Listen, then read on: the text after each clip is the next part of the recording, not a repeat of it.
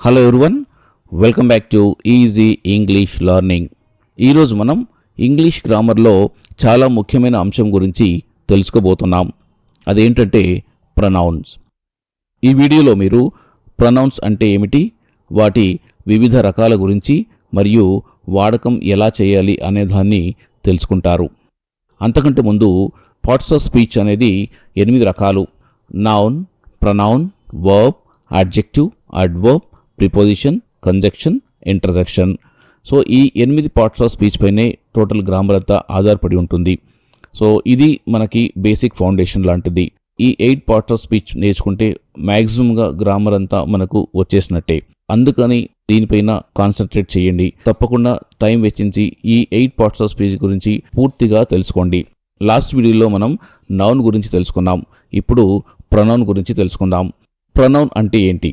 Pronoun అనేది ఒక నౌన్ను తిరిగి వాడకుండా దానికి బదులుగా వాడే పదం. ఇది వాక్యాన్ని స్పష్టంగా సరళంగా చేయడానికి వాడతాం. నౌన్ ప్లేస్లో వాడే వర్డ్ని మనము ప్రొనౌన్ అంటున్నాము. ఎగ్జాంపుల్ చూద్దాం. Ravi is a good boy, Ravi goes to school, Ravi plays cricket, Ravi eats lunch. ఇక్కడ మనము రవి రవి రవి రవి అని ఒక 4 times వాడాము. ఇది అన్యూజువల్గా ఉంది. ఈ రవికి బదులుగా ప్రొనౌన్ని హీ అని వాడచ్చు. Ravi is good boy, he goes to school, he plays cricket, he eats lunch. ఇలాగా మనము సెంటెన్స్ని క్లుప్తంగా రాయొచ్చు. సో రవి ప్లేస్లో హీని వాడచ్చు. ఇక్కడ హీని మనము ప్రొనౌన్ అంటాము. ప్రొనౌన్స్ వల్ల మనకు యూజ్ ఏంటి? ప్రొనౌన్స్ ఎందుకు వాడాలి? సో మనకు ఫస్ట్ వచ్చేసి ప్రొనౌన్ వాడడం వల్ల రిపిటేషన్ తగ్గుతుంది. మళ్ళీ సేమ్ పేరు వాడకుండా మనం వాటి ప్లేస్లో ప్రొనౌన్ వాడవచ్చు. హీ కానీ షీ కానీ, సో అలాంటి పేర్లు వాడచ్చు మనము. Make sentence short and simple. Sentence కూడా చాలా సింపుల్గా అవుతుంది. Sound natural in speaking and writing. So మనకి న్యాచురల్గా కనపడుతుంది. రాసేటప్పుడు కానీ తర్వాత మాట్లాడేటప్పుడు కానీ ఈ ప్రొనౌన్స్ వాడడం వల్ల న్యాచురల్గా అనిపిస్తుంది. రోజు వాడే భాషలో చాలా మట్టుకు మనము ప్రొనౌన్స్ వాడతాము. ప్రొనౌన్స్ కోసం కొన్ని ఎగ్జాంపుల్ చూద్దాం. రవిని ప్రొనౌన్లో మనం హీ అని వాడచ్చు. హీ అంటాము. Sita she, dog it. Ravi and Sita ఇద్దరు ఉన్నారు ఇక్కడ, సో దే అని అంటాము. మై సెల్ఫ్ అంటే ఐ.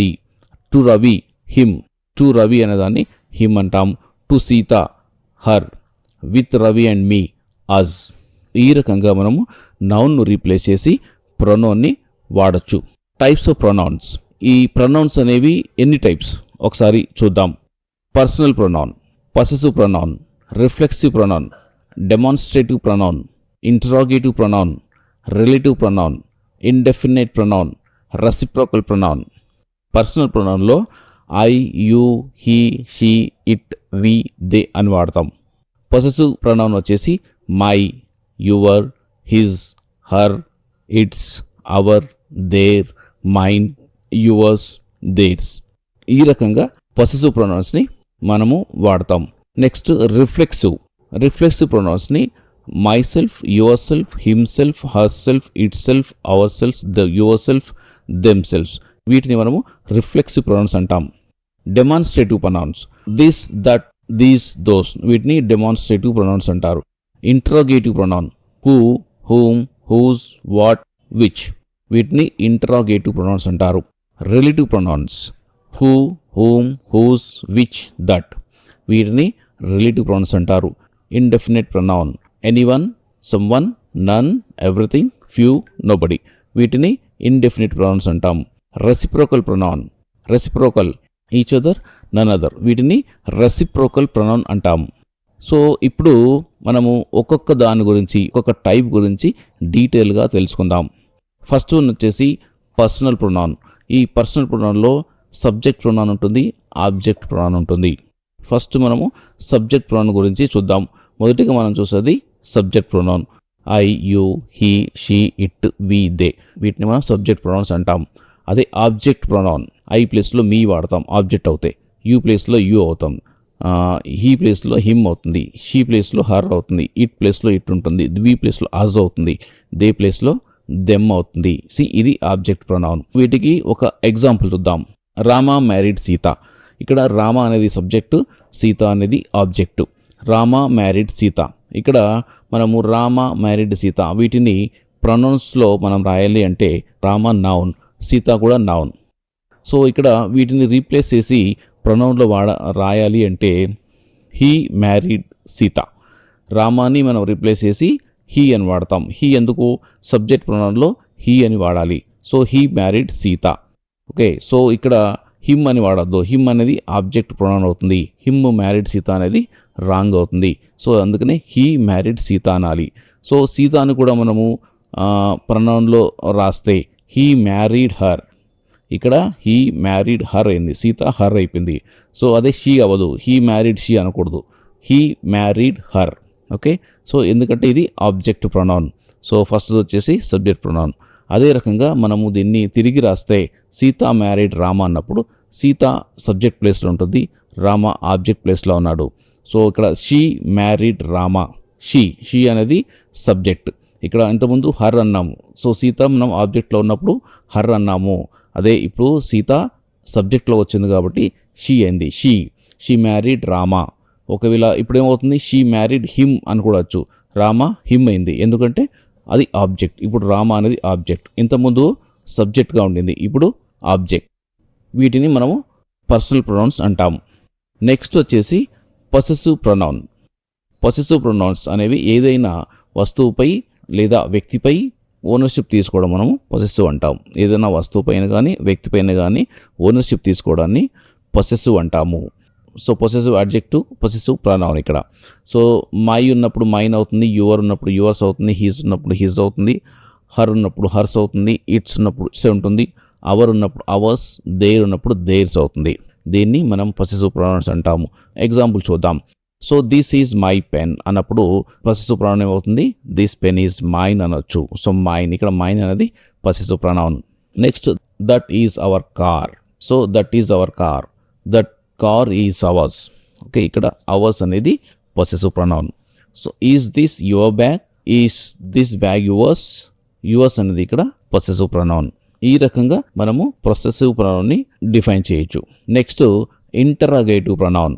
ఇంటరాగేటివ్ ప్రొనౌన్ అనేవి ప్రశ్నలు అడగడానికి మాత్రం ఉపయోగిస్తారు. సో ఈ ప్రశ్నలు అడగడానికి మనము ఏ వర్డ్స్ని వాడతాము, ఏ ప్రొనౌన్స్ వాడతామో ఇప్పుడు చూద్దాం. Who, whom, whose, what, which, whoever, whatever. Interrogative ప్రొనౌన్స్లో వీటిని వాడతాం. హూ ఈజ్ యువర్ టీచర్, మీ టీచర్ ఎవరు? Who is your teacher. What is your name, మీ పేరేంటి? వాట్. సో వాటిని మనం ఇంటరాగేటివ్ ప్రొనౌన్ అన్నాము. Which colour do you like, ఏ కలర్ మీకు ఇష్టము? విచ్, ఇక్కడ విచ్ అనేది ఇంటరాగేటివ్ ప్రొనౌన్. ఈ రకంగా ఇంటరాగేటివ్ ప్రొనౌన్ మనము డిఫైన్ చేయొచ్చు. నెక్స్ట్ వచ్చేసి reflexive pronoun.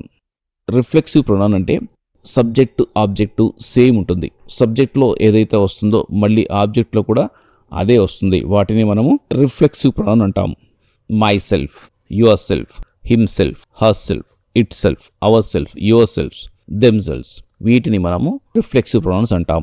Examples: I did it my self, I did it my self. ఇక్కడ ఐ అనే సబ్జెక్టు, మై సెల్ఫ్ అనేది object.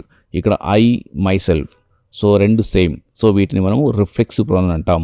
Next she looked at herself in the mirror. ఇక్కడ she subject, herself object, but both are same. Okay, so she looked at herself in the mirror. Okay, so దీన్ని మనం reflexive pronoun అన్నాము. They prepared themselves. ఇక్కడ they అనేది subject, themselves అనేది object, so both are same.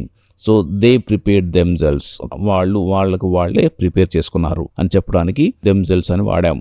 So వీటిని reflexive pronouns అని అంటాం. Next వచ్చేసి రిలేటివ్ ప్రొనౌన్. రిలేటివ్ ప్రొనౌన్స్ అనేవి వాక్యాలలో క్లాసెస్ని కలపడానికి ఉపయోగిస్తారు. వాక్యాలలో క్లాజెస్ని కలపడానికి రిలేటివ్ ప్రొనౌన్స్ని వాడతారు. ఈ క్లాజెస్ కలపడానికి ఏ ప్రొనౌన్స్ వాడతారో ఒకసారి చూద్దాం. Who, whom, whose, which, whoever, whomever, whichever, that. So వీటిని మనము రిలేటివ్ ప్రొనౌన్స్ అంటాము. సో ఎలా క్లాజెస్ని కలుపుతుందో ఒకసారి చూద్దాం. The boy who came is my friend. The boy who came is my friend. ఎవరైతే వచ్చాడో ఆ అబ్బాయి మా ఫ్రెండ్ అని చెప్తున్నాం. ఇక్కడ ఆ హూ అనేది relative. So the book that I read is interesting. Book ఏదైతే చదువుతున్నానో ఆ బుక్ చాలా ఇంట్రెస్టింగ్గా ఉంది అని చెప్పడానికి మనము ఇక్కడ దట్ అని వాడాం. దట్ అనేది రిలేటివ్ ప్రొనౌన్. అదేవిధంగా the girl who lives next door lost her phone last week. ఇక్కడ హూని మనము రిలేటివ్ ప్రొనౌన్ అంటున్నాం. సో ఈ రకంగా మనము రిలేటివ్ ప్రొనౌన్ని డిఫైన్ చేయొచ్చు. Next demonstrative pronouns. Demonstrative pronouns అనేవి ప్రత్యేకంగా ఏదో ఒక వస్తువుని లేదా వ్యక్తిని చూపించడానికి ఉపయోగిస్తారు. సో ఏదైనా వ్యక్తిని కానీ వస్తువుని కానీ డెమాన్స్ట్రేట్ చేయడానికి ఉపయోగిస్తారు. This, that, these, those. So వీటిని మనము డెమాన్స్ట్రేటివ్ ప్రొనౌన్స్ అంటారు. దిస్ ఈజ్ మై ఫోన్, ఇది నా ఫోను. ఇక్కడ దిస్ అనేది demonstrative. So those are apples, those are apples. ఇక్కడ దోస్ అనేది demonstrative. These are my shoes, ఇక్కడ దీస్ అనేది డెమాన్స్ట్రేటివ్. ఓకే, సో ఈ రకంగా మనము డెమాన్స్ట్రేటివ్ ప్రొనౌన్స్ని డిఫైన్ చేయొచ్చు. Next indefinite pronoun. Indefinite pronoun అంటే ఒక స్పెషల్ వ్యక్తిని కానీ ఒక స్పెషల్ థింగ్ని కానీ చూపించదు అనే అర్థం మాత్రం ఉంటుంది. సో వీటిని ఇండెఫినిట్ ప్రొనౌన్స్ అంటారు. Anyone, someone, none, everything, few, nobody, one, other. So ఇలాంటివన్నీ ఇండెఫినిట్ ప్రొనౌన్స్ కిందకి వస్తాయి. ఎగ్జాంపుల్ చూద్దాం. Is anybody at your office, is anybody at your office. Anybody అనేది indefinite pronoun. No one wants to come with me, no one wants to come with me. So ఎవరు నాతో రావడానికి ఇష్టపడటం లేదు. So no one, ఇక్కడ no one అనేది indefinite pronoun. Someone is at your home, some one is at your home. ఇక్కడ some one అనేది indefinite pronoun. So ఈ రకంగా మనము ఇండెఫినిట్ ప్రొనౌన్ని డిఫైన్ చేస్తాం. లాస్ట్ వన్ వచ్చేసి reciprocal pronoun. A reciprocal pronoun is used when 2 or more people are doing the same thing to each other. It shows a mutual action or relationship. ఇద్దరు కంటే ఎక్కువ మంది same యాక్షన్ని, ఇద్దరు కంటే ఎక్కువ మంది సేమ్ యాక్షన్ని చేసినప్పుడు మనము రెసిప్రోకల్ ప్రొనౌన్ని వాడతాము. ఇందులో ఈచ్ అదర్, వన్ అనదర్ అనేది reciprocal pronoun. Ravi and Sita love each other. ఇక్కడ ఈచ్ అదర్ అనేది reciprocal pronoun. The students helped one another during the project. ఒకరికొకరు ప్రాజెక్ట్ సమయంలో హెల్ప్ చేసుకున్నారు అని చెప్పడానికి మనము వన్ అనదర్ అని వాడాం ఇక్కడ. సో దీన్ని రెసిప్రోకల్ ప్రొనౌన్ అంటాము. అదే రకంగా they blame each other for the mistake. ఒకరినొకరు బ్లేమ్ చేసుకున్నారు, దీన్ని మనం రెసిప్రోకల్ ప్రొనౌన్ అంటున్నాం. ఈ రకంగా మనము రెసిప్రోకల్ ప్రొనౌన్ని డిఫైన్ చేయొచ్చు. సో ఇప్పుడు మనము ఒకసారి రీక్యాప్ చేసుకుందాం. Personal pronoun, possessive pronoun, reflexive pronoun, demonstrative pronoun, interrogative pronoun, relative pronoun, indefinite pronoun, reciprocal pronoun. So ఈ రకంగా 8 భాగాలుగా ఈ ప్రొనౌన్ని విభజించబడతాయి. ఇది చాలా ముఖ్యమైనవి. నిజ జీవితంలో డైలీ వాడక భాషలో ఇది కంపల్సరీ మనకి యూజ్ అవుతాయి. కావాలంటే మళ్ళీ ఒకసారి చూడండి. If this lesson made grammar clear, hit that like button, comment your example sentence and don't forget to subscribe. We are just getting started. ఈ క్లాస్ మీకు అర్థమైందా? అయితే లైక్ చేయండి, ఇంకా సబ్స్క్రైబ్ చేయడం మర్చిపోకండి.